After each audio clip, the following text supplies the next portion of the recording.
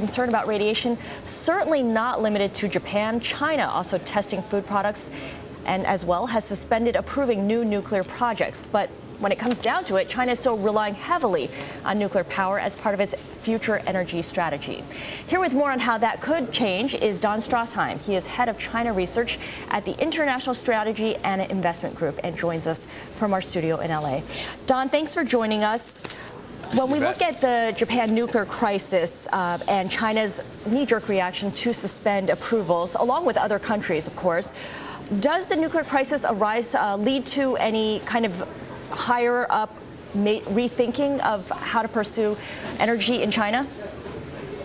Well, I think every country in the world is rethinking their nuclear strategy in some sense. That's just simply prudence. A major event in Japan, so everybody is trying to figure out what are the potential lessons from Japan's event.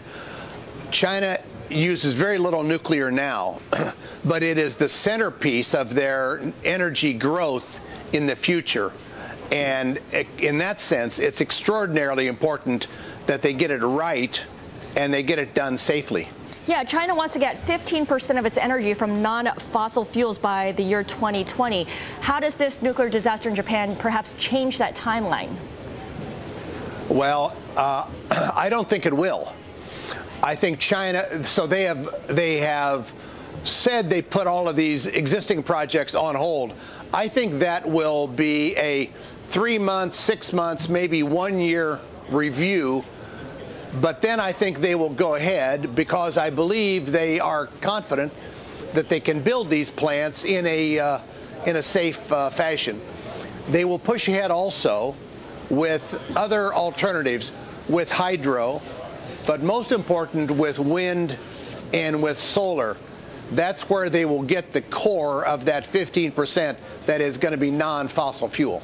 But are they going to shift more to wind and solar from nuclear? Well, they will shift more to wind and solar, I think, from the fossil fuels rather than from nuclear. I think this is a bump in the road, quite frankly, from China's perspective on nuclear. They only have 13 plants in operation now. They're reviewing them.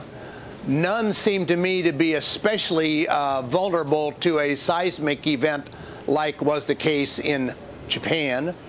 They're reasonably new with quite new technologies. So I think it is a mistake for people to think that China is going to go off of nuclear onto something else. Even with the new technology, do you think extra security measures will be taken following what's happened in Japan? I mean, China has often been cited by many people for taking shortcuts in order to meet the surge in demand. That's a good point. And if there is any lesson that anybody around the world should have taken from this event, is that a nuclear accident is an extraordinarily important thing, something to be avoided. So I think China will tighten up on the shortcuts, as every country, I think, around the world will. And I don't have any worries myself at all about the safety of China's nuclear energy program. You mentioned that China's plants are not being planned in the more seismically active areas. But, of course, China, like Japan, is prone to earthquakes. We had that big one in 2008 in Sichuan province that killed tens of thousands of people. Are there deeper parallels to be drawn between China and Japan when it comes to nuclear energy? Well, I guess the most important one is everybody around the world, we even here in California, are thinking about the vulnerabilities and potentially tightening up those standards.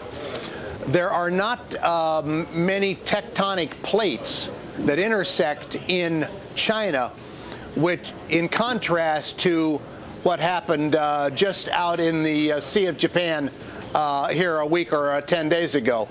There are a variety of faults in China. Yeah, Don, I just want to interrupt for a second. We're looking at a map showing the nuclear plants and the fault lines. And you can see a lot more fault lines, but the nuclear plants not sitting directly on them. That's correct. So that map that you're looking at now has all kinds of fault lines on it.